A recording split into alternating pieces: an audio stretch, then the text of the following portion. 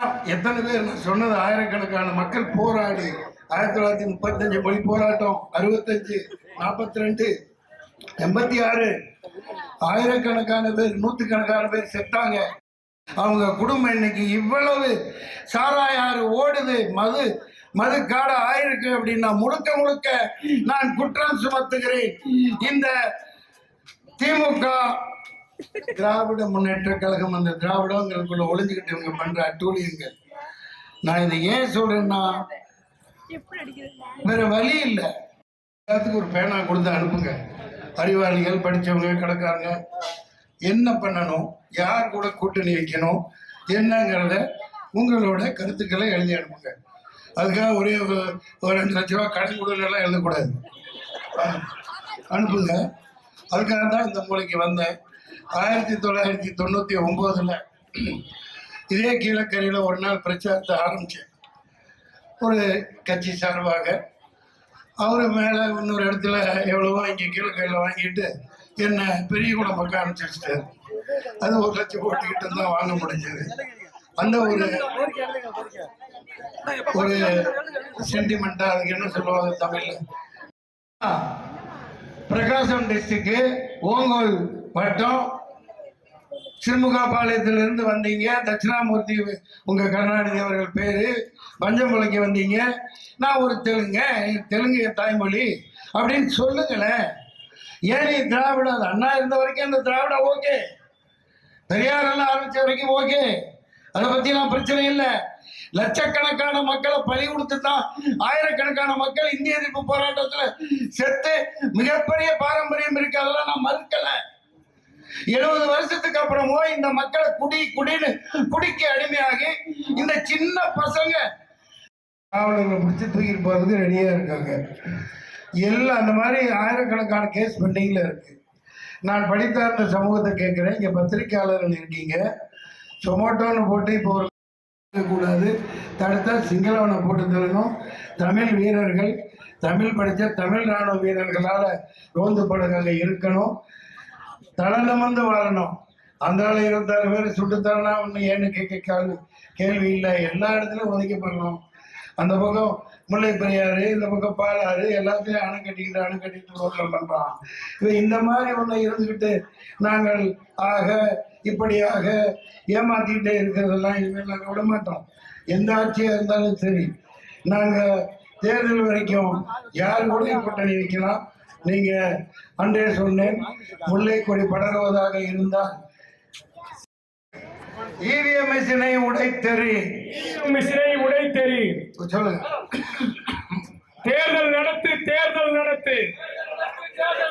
வாக்கு சீட்டில் தேர்தல் நடத்து. ஏமாற்றாது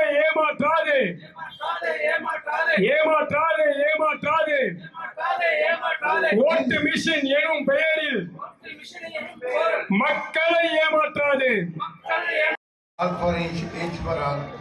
இந்த தொடர்ந்து பதவியில் இருக்கிறவங்களெல்லாம் இருக்கக்கூடாது. குடும்ப அரசியல் பரம்பரை ஆண்டுட்டு இருக்கிறவங்களாம் இருக்கக்கூடாது. யார் வேணாலும் நாட்டை ஆளுங்க. ஆனா எல்லாத்துக்கும் பிரிச்சு வேட்பாளரை அப்படி நிக்க வைங்க. அந்தந்த தொகுதியில அதிக பணம் கொடுக்கறவனை நிக்க வைக்க கூடாது.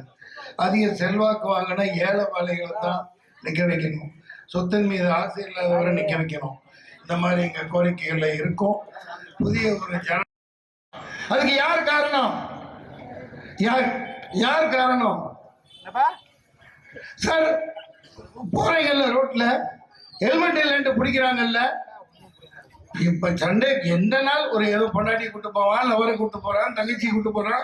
ஒரு பேர் காலையில போவாங்க, எடு சாவி எடு கொண்டா. காவலர்கள் பாவம், அவங்களுக்கு மேல உள்ளவங்க அழுத்தம். இப்ப போற ரோட்ல மடக்கிறாங்கல்ல, ரோட்ல ஒரு ஹெல்மெட் இல்லைன்னு பிடிச்சி கேஸ் போட்டு சாதாரண மக்களை மடக்கிற இல்ல, ஒரே நாள்ல மடக்க தெரியுதுல. ஒரே ஆர்டர் போட்டு இந்த மது விலக்கு, இந்த போதை, கஞ்சா ஒரே ஆர்டர்ல ஒரே நாள் நிப்பாட்ட முடியாதா? நிப்பாட்ட முடியுமா முடியாதா? அப்புறம் என்ன வெங்காயத்துக்கு ஆட்சியில் இருக்கீங்க? தண்ணி விடுப்பா. அவமானமா இருக்கு, மானம் போகுது இல்லையா?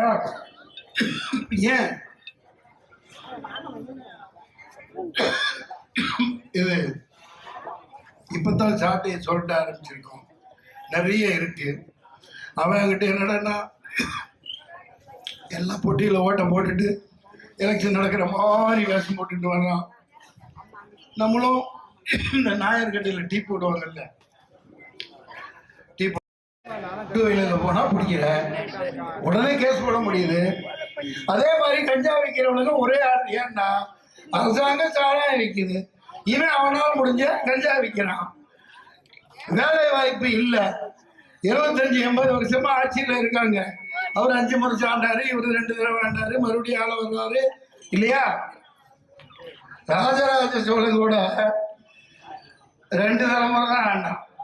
இவங்க தாத்தா, பேரன், பாட்டன், பூட்டு, தங்கச்சி, மருமக, மகன் ஆண்டுகிட்டு இருக்காங்க. நீங்க ஆளுங்க 10 லட்சம் கோடி 20 லட்சம் கோடின்னு ஏகப்பட்ட சொத்து இந்தியாவின் இல்லை, ஆசியாவின் இல்லை, உலகத்துல முதல் பணக்காரரா இருந்துட்டு எங்க மக்களை பிச்சைக்காரர்களா வச்சிருக்கீங்க, பிச்சைக்காரர்களா வச்சிருக்கீங்க. அதுக்கு முதல்ல பதில் சொல்லுங்க.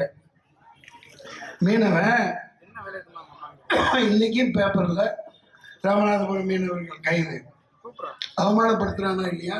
பாதகம் செய்பவரை கண்டால் நாம் பயங்கொள்ளலாகாது பாப்பா, மோதி மிதித்து விடு பாப்பா, அவர் முகத்தில் உமிழ்ந்து விடு பாப்பா.